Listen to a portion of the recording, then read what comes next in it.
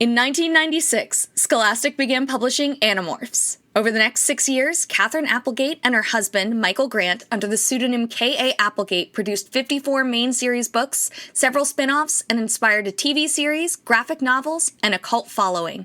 We can't tell you where we live. We can't even tell you our last names. But we can tell you our thoughts and feelings on this series, book by book. I'm Miranda. I'm Eddie. And I'm Chris. And we are the Anidorks.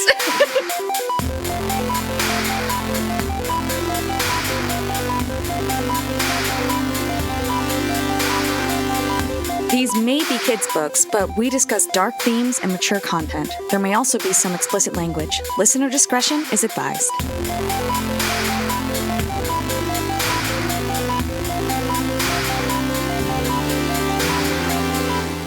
This chapter is so ridiculous. I was just like, so they then go on a forensic deep dive on the data file that they got from the Skridna, Arbron and Elfangor, after being, after corroborating it with Alloran.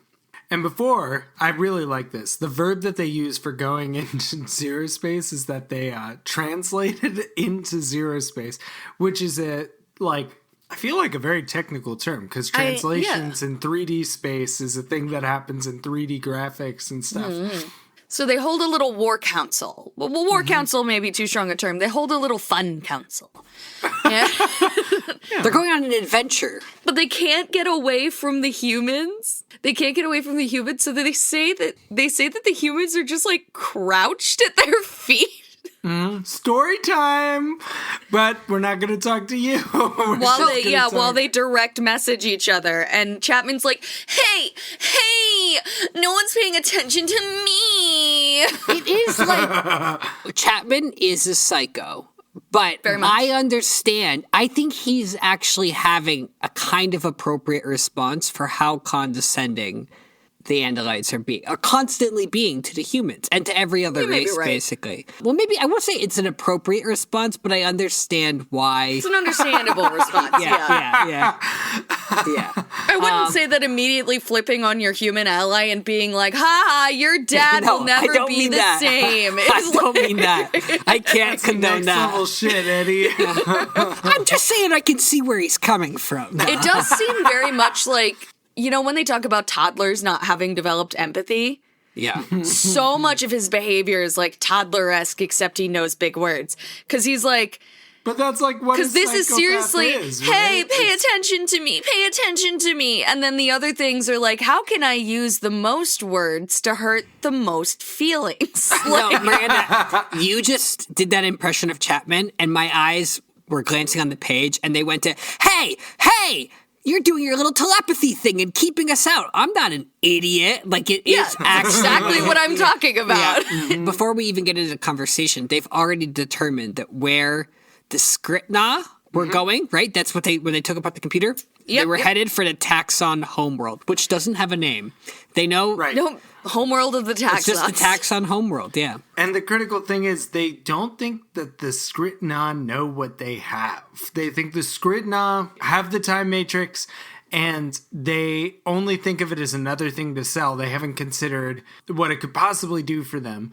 And so they're taking it back to the Taxxons just to sell it, because that's what they were doing in the first place when we picked them up. It kind of makes me angry that they seem to be right, because this is actually just the Andalite condescension now directed towards the Skridna, who are kind of Jawas, right? Yeah. Like, that's what I'm imagining, is they're just like space Jawas. I feel like you made the Skridna cuter than... They are bugs. Jawas? Jawas are the little, like, hooded guys. Cute little, yeah, no. They're somewhere between scavengers. Jawas and sand people. Yeah. The Jawas are scavengers, though. They collect parts, and they're like a merchant people. Like, they travel and they sell things, right? That's how I remember. What they're actually a lot like that they don't know about yet, because... references. Star Wars, because in Star Wars The Phantom Menace, which will come out in 1999, which this book was out before, we're introduced to Greedo, the flying bug. Oh, yeah. Like, little problematic. Racist slave owner, I do get, there's some. Oh, Watto. Watto, that's his name. I said Greedo. Yeah. Greedo's someone else. Han shoots Greedo. Yeah, what is it? I feel like it's like a BuzzFeed personality test that we're constantly taking, that I know Star Wars references and you two know Star Trek references. I know Star Wars references too. No, you're versatile. You know both. But Chris is firmly Star Trek and I'm firmly Star Wars. So I've seen all the Star Wars crap. It's just don't say it. Don't say You're it. wrong. I can't but take you're it. Not My wrong. heart can't take it. Look, Why are you booing? I'm right. No. So Arbron, Alloran, and Elfangor are talking. They're not including Chapman and Lauren. And they hash out, they think it's on the Taxxon homeworld. That seems to be the way it was heading, and so that's where they think they need to go. And Chapman is like, meh. And they're like, this doesn't involve you. And Chapman's like, I'm not scared of you. You could kill me. And I'm like, what? What? Like, what is that statement? Like, what is that? Like, that's when I start losing my patience with these He's basically here. saying, you could kill me, and so you probably would have if you were going to, so that's not your style, so you're just going to drag us everywhere. He can't use words, so he can't just say that. Is Chapman what Rachel could be? Oh my when God. she grows up? Like, is this like the ghost of Christmas future? Like, Oh no. Elfangor tries to be like, I'm sorry, there was an emergency. Unfortunately, we cannot take you directly back to your original. And he's like, this little Like, trip I'm involves sorry, danger. I can't understand you. Oh, I got that part. Okay. Yes, it is dangerous. You could both die and or be killed. they could drop them off, right? They could just drop them off. It would take like too long. 5 seconds. Yes. It would Well, take maybe. like 5 seconds that we don't have. 5 seconds, too many. So Chapman basically is like, we're going to be in danger and we have a right to know. And then Lauren's like, is he telling the truth? And Elfangor, I love this, turns one eye to Alloran. I like to think it was one of his stalk eyes and all the other 3 are just looking at different parts of Lauren. Gross. Alloran gives him the thumbs up, and he's like, yeah, it's going to be dangerous. And Chapman's like, but is that what you call Andalite fairness? We could die. And I'm like, nobody ever fucking said the Andalites were fair. Yeah. Like, there's a lot of Andalite projection happening here. Like, in the record, like, he's projecting but this onto is the whatever thing. Chapman's. It's like, I, in theory, would love a character who is challenging the Andalites, but it's just like Chapman, I'm just never going to be on Chapman's side in this. And it's just so like, I would love someone to question Andalite fairness, but it's like, Lauren's not going to do that, and Chapman is not my friend. That is the cop-out of the series, is whenever somebody is, like, speaking against the Andalites, it's utterly insane. Yeah. I feel like it's psychotic.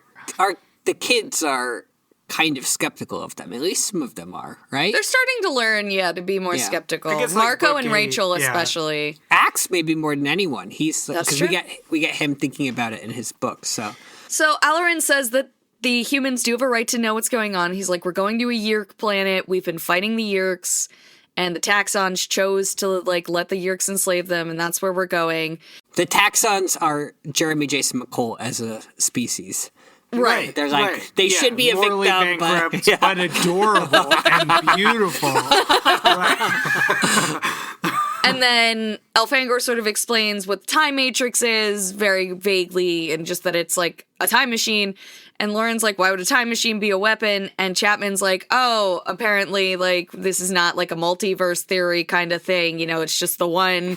So if I go back and I kill people, their kids are dead. Or if I go wipe out all the humans, they're all dead. And he's like, wow, the Yeerks seem great. Like, I wish the Yeerks would get it. Here's the thing that I can't understand about your summary. What he actually said when she said, why would a time machine be a weapon? He said, duh, I go back in time and change history to wipe you out in the present. I could kill your parents before they had you. You'd never exist. Better yet, I could go the whole way back to when dinosaurs existed, and I could, like, make them do weird stuff. you know what? I actually think, we were talking about this term that the Yeerks use later, unimproved. That's how they refer to people who haven't become controllers yet. I actually think Chapman is improved when he gets Yeerked. I don't think this man There's no way anyone hired this man to be an assistant principal. Yeah, he only got the job because. That's the big thing about this whole book series is he got the job like 10 minutes before the book started. Like they actually were originally going to call him our new assistant principal, Chapman. Who hired this man to work with children? I don't know. But so Elfangor's really pissed off, and he's like, you know what? If it's bye-bye Andalites, it's bye-bye humans, so suck a dick. We're the ones stopping the Yeerks from enslaving everybody. And Chapman says, maybe it's too bad I wasn't grabbed by the Yeerks. They sound like the winners. And you know how he feels about grabbing, so. I know. This is so... How are we going to win is how we have to frame everything. You have to win. Oh my God, he's not Snake. He's Snake once he gets Yeerked. Right now he's just Charlie Sheen. It's like winning. I forgot about that. I didn't want to remember. But Alloran drops some lore. He's like, maybe you're right, but you better hope you're not. Because I've seen what the Yeerks can do. I was there when the Yeerks took the Hork-Bajir world. Pray to whatever primitive gods you have, human, that the Yeerks don't ever take your world. Alloran is just dropping bangers. He's like spitting fire.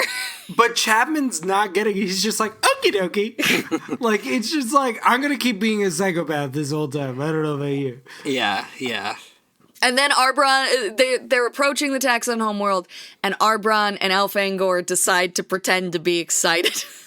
Because that's what Alloran needs from them. So their plan is locate the Skritna. Alloran goes over to locate the Skritna ship, and if it has already landed, we go down after it and take back the time matrix. Elfangor's horrified, because that means they have to go down to the Taxxon world. They're talking about it here in this chapter. It just seems like the most awful place in the world. They're not happy to be going there. And they're planning to morph Taxxons on top of that. And he's like really heebie-jeebed. Yeah. Yeah. He tells them, you're going to have to grow up very fast. I need warriors at my side. He asks them, are you ready to be warriors? And they say, Elfangor says, we're ready, Prince Alloran. But he can tell that Alloran knows that he's lying. Yeah. And that's chapter 9. Oh, wow. We've made it so far. Yeah. We're flying through this book. So we're going down to the Taxxon world. My wife was cloaked. Just replace every instance of Jahar with Alloran's wife. Like, my wife was hidden from sight and from most sensors. But a close sensor sweep by a Yeerk ship would have revealed them all. And they knew that they couldn't land on the Yeerk homeworld, or the Taxxon homeworld. In Alloran's wife. Yeah, thank you. So they need a dummy ship. Yeah. That ship is dummy thick. And well, as are the Taxxons. I mean, right. it takes one to make one.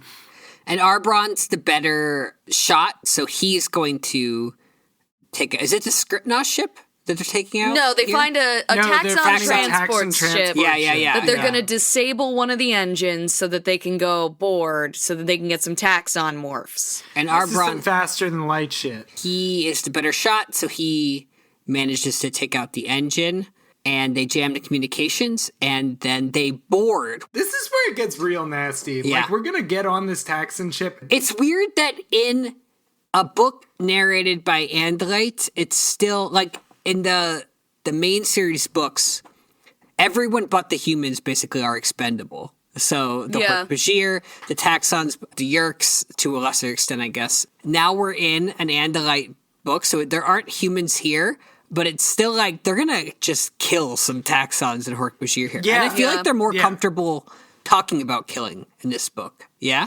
Well, they're more just like they're more comfortable talking about like flirting. Yeah. It's like whatever we're doing in this book is removed enough that like it's everything we want gets by the censors in this book, except for my wife, which we can't fly down to. So we're boarding the Taxxon ship.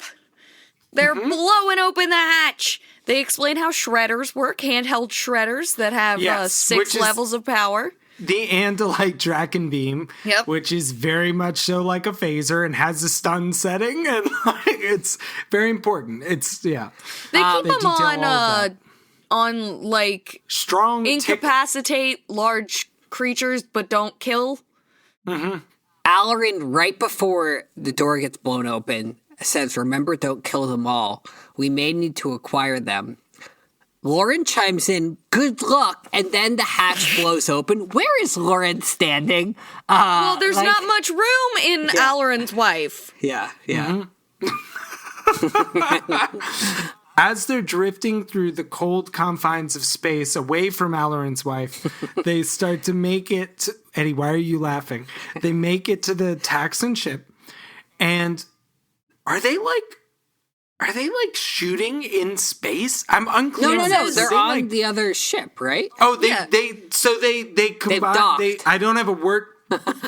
Eddie, we talked. Oh my about God, this. I can't. Okay. So we launch into the Yeerked transport. There's Taxxons everywhere. We get a big description of Taxxons. It's nothing we haven't seen before. Do we think Andalites, would we expect them to be more mature about Taxxons, kinder than our human narrators have been? No, frankly, I'd expect them to be worse. Frankly, less, because humans are rough on them because of what the Andalites said. Yeah. So this is like OG bigotry right here. Yeah, this is it. If you've never seen a Taxxon, let me tell you, they are shocking things to see up close. They are tubular, like a monstrously thick, 10-foot long hose. They're bigger than I thought. I didn't imagine it this big.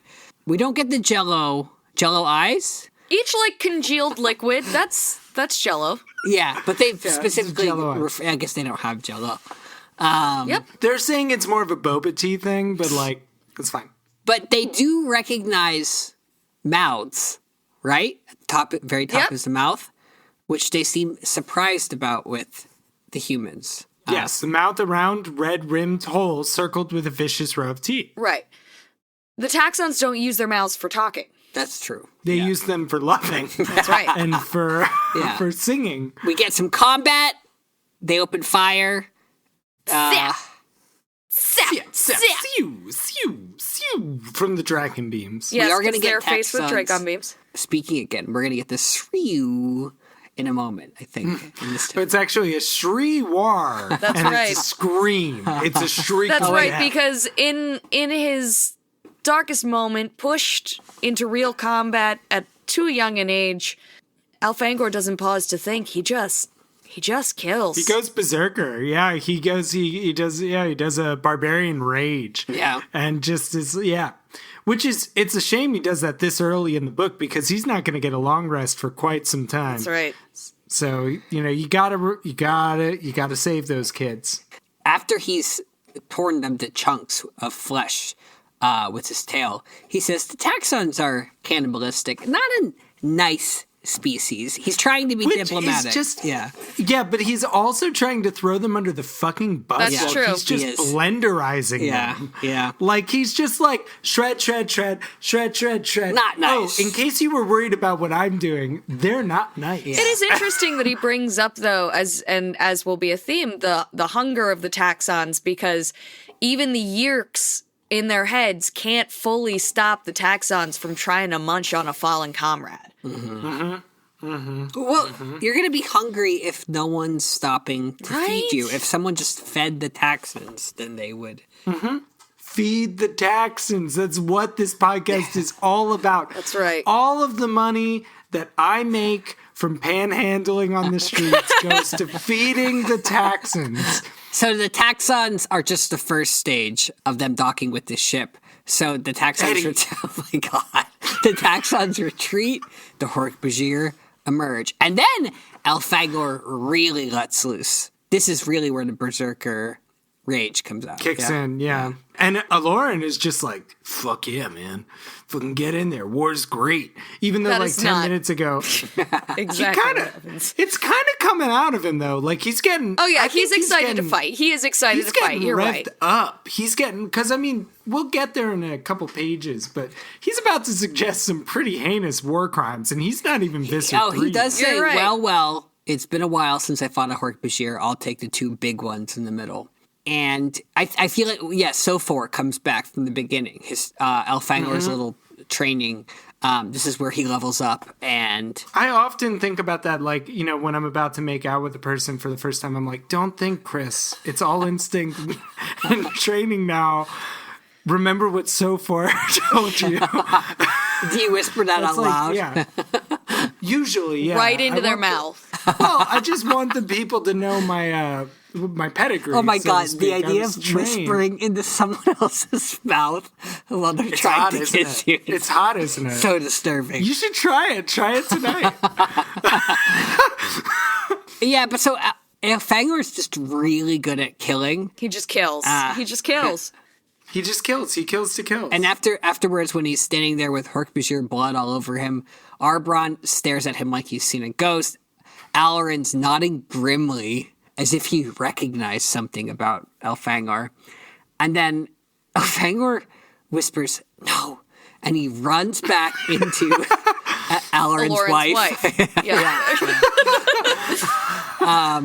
And falls to his knees, slides across all the Hork-Bajir blood right into Lauren. He does a footloose slide, actually. Lauren!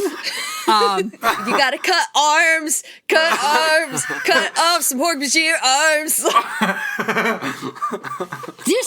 This transition of chapters is so strange because we end this one with Lauren wrapping her strange human arms around Elfangor's chest. With one hand pressed to his face. One strange human hand. No, one hand, No, I'm one just kidding. hand pressing his face into her hair. Yeah. Her long golden hair. Ah. And then you think maybe some time would pass, we'd move on to another scene, but no, we jump right back in, and Elfangor is shaking himself free of Lauren, appalled and ashamed by his behavior. What was the matter with me? Well, he's not supposed to be straight. All Andalites canonically are gay. Yeah. And there's conversion schools. That's to right. make sure And that as if that's to the pull him back to reality, he sees Arbron, his male fellow heiress, Who's and he's bleeding. been cut. He's got a deep gash in his arm. Miranda, I know you weren't here when Eddie and I agreed to be adults, but come on, get it together. Alloran welds the hatch shut. He welds a door shut to keep the Taxxons his that they've shredder, mostly incapacitated. There are a couple that were worse than hurt. Lauren also treats, I don't know where Chapman is during the scene. For some reason, because Chapman's been such a loud He's getting presence. his degree. And He's calling the academy. It's a small, they've reminded us it's a small ship, and Chapman has been so vocal, but he doesn't get referenced here at all. They Maybe talk he about had Chapman. quarters. Like maybe he went back to one of the quarters and laid down. I don't If you know. need me, I'll be in my quarters. Oh man, I would, if I were a captive on a ship, they would give me quarters just to shut me up. They'd be like, "You're done. Go to your room," and I'd be like, "Fine." Yes, so Lauren takes care of Arbron. She wraps up his wound with she rips off a piece of her shirt, which Cassie did last book. So not last book, book 11. I told you I didn't think we were out of book 12. I think we're actually still in book 11. You're right. Mm-hmm. This is all the Saria rip. This is like our shorthand caring person who doesn't care too much about her appearance, ripping her shirt to tie up her wound. We've been watching Lost, and the amount of those tropes and cliches per minute is so good. It's just like, it's so good. I really like this moment here of Alloran. He wants to reprimand Arbron and Elfangor for being shaken up, like they're disturbed by what's happened. Like Arbron's injured and seems panicked, and Elfangor just retreated to Lauren. He gives them a command, and they're like slow to respond. Yes. Yeah. And then he's furious for a moment, and then he softens, and he says, "It's your first time. You fought well, both of you. It's always hard the first time, and it never gets easy. But I need you both now." Which I remember this as being the moment where he says, "You're both going to have to grow up quickly." But he said that earlier. Yeah, it was earlier. But this is kind of like an echo of that moment, right? It is. Right after that, he says, "You alien," he said to Lauren, "get back into my wife." we'll be away for a while. Don't touch anything. That's right, because the plan now is to leave the humans in Alloran's wife while the Andalites morph Taxxons. This is gonna make the end of this book so dramatic. What? Chapman arrived from where? Where? They're leaving them in Alloran's wife, and the Andalites are going to morph Taxxons and fly the little Taxxon ship down and go pretend to be Taxxons. There had to have been a better plan than leaving Lauren and Chapman on the ship alone. Two trustworthy humans.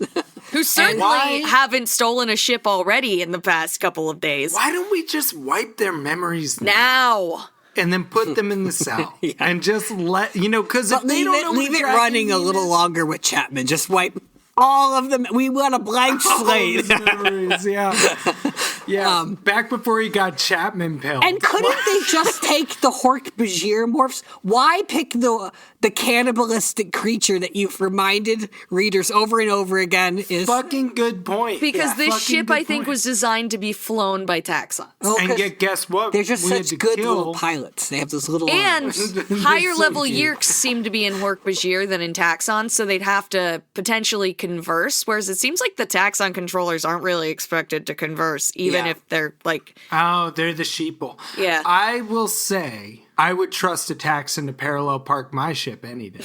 Mm-hmm. So Lauren's not too keen on being left with Chapman. Why? And why?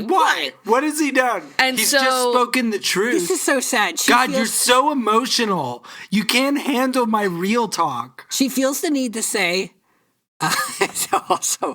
Elfangor narrates. She sighed. A sound that involved blowing air out of her mouth. Thank you, Elfangor. Love it. Look, it's Chapman. I'm sure he's a nice guy and all, really. But no, there has not been one moment where Chapman has been a nice guy since he's been introduced in this book. So, and Elfangor, in one of his few moments where he actually reads someone else, he's like, "You don't trust him." And then she's like, if you leave the two of us here on Alloran's wife, he'll try something. I know he Chapman will. And I know you think we're too privileged to be able to fly your ship or whatever, but don't count on it. Chapman doesn't like you. And Elfangor's like, no, I feel the same.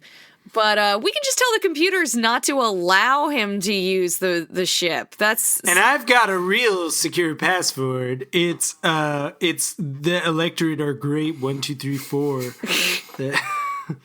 And so he leaves Lauren with a what are they called? A shredder. And is like, it's set to level 2, it's not gonna kill him, just use this. And she's like, thanks. Good luck out there. And then she kisses his cheek. Yes. It's very strange for him, but he likes it. Yeah. Not something any Andalite would ever do.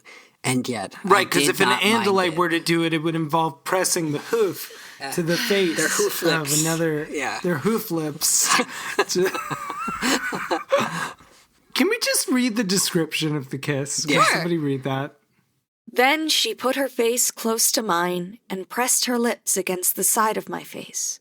It was a very odd thing to do.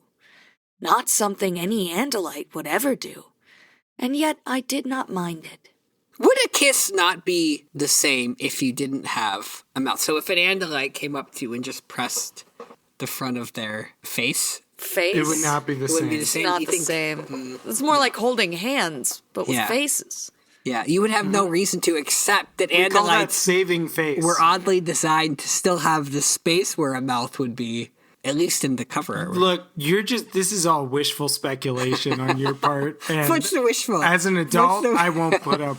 I won't put up with it. You do think that being an adult just is reminding everyone that you're an adult over and over again. That's all I've seen. You have boundaries. Do. Yeah. The Arbron Elfangor dynamic is an unrequited. Like, Arbron has feelings for Elfangor, but Elfangor does not return them, right? I would see it the other way around almost. Oh, yeah, really? I think Elfangor is like, why aren't you into me the whole time? And then Arbron's like, I just didn't. But right now we get this scene. They're on the Taxxon ship, right? They're starting. This scene does read more your way. You're right. That's just because he's found a new guy, a new girl. Yeah. I'm sorry, These humans are a pain in the hindquarters, Arbron said. As if we don't have enough trouble. She's putting her face against yours. We have to watch over a pair of primitive aliens. And Elfangor's, he's a little bit won over by Alloran. He's saying she's a million light years from home. Just think about it from her perspective. I think she's being very brave. And Arbron just kind of moves the conversation on. I think he's a little bit jealous. Yeah, and he's going, you saved my life back there. But you know what it is? He didn't know what he had until he lost it. Yeah. Now that Elfangor's into Alloran, Arbron's like, I kind of miss that attention. Yeah. Because Elfangor used to run into his arms. But now he's running, I will say this, though. The conversation takes an immediate pivot to Arbron reminding Elfangor how fucked what he did on that ship was. Yeah. And, I don't know what your play is for that if you're actually hot for Elfangor. It's like, why would you just keep... It's like, thank you again for saving my life. What you did was really fucked. No, he doesn't say that. Yeah, and then he's impressed. like, here's what you did. It was scary. You scared our boss. It was amazing, though, when you cut that one big Hork-Bajir's head. Yeah, and what does he call it? Faster than light tail action. Faster than light tail action. So that's a euphemism. Yes. Yeah. That's what they call... Marco uses that, I think. Yeah. That's true. Elfangor is sort of devastated by what he's hearing, but he's already starting to change the narrative in his head to the great hero Elfangor. Mm-hmm. And now it's time to go fondle some still living Taxxons and take their DNA so that we can go down to the Taxxon planet. Correct. Look, I'm not happy about it either. I'm just saying that it literally says we're going to go find some still living Taxxons and touch them a bunch and then kill them. That's what it says. They don't kill the Taxxons, do they? I believe they do. They do. I think they do. So they go looking for the Taxxons that they had locked into the cargo hold. They go in. And there's two Taxxons, raging into each other, trying to eat each other because they'd already eaten all the other bodies. But so cute. So cute. They're big, pudgy bodies. Innocent. They're just tumbling over each other. It's just they think they're eating fudge and they're giddy about it. They're like little Wonka babies. They even talk about the Hork-Bajir have blades and precision, and the Taxxons just have to sort of fling themselves into each other like babies. Yeah. Honestly, it sounds beautiful. It's really gorgeous. I believe it says the Taxxons were beautiful act. The Taxxons were out of control, caught up in their own evil bloodlust. It was a vile thing to watch. Wow, I can't believe lust made it. Oh, wait, but it does say they can only rear up and slam their upper bodies against each other while trying to gouge with their round mouths. Their mouths are round. Very cute. I don't know what to do with that, but let's move on. So Alloran is like, oh, the reason those are going wild is because their Yeerks abandoned them, and then he kills them. No, it just knocks them unconscious again. They walk through, trying to step in as little gore as possible. Careful to keep our hooves out of the gore. Just saying, it's something you would do if you had a mouth on the hoof. I'm Miranda. Think about it. Why would it be bad? And I think it's implied that there's a tongue there too. Yes, absolutely. Yeah.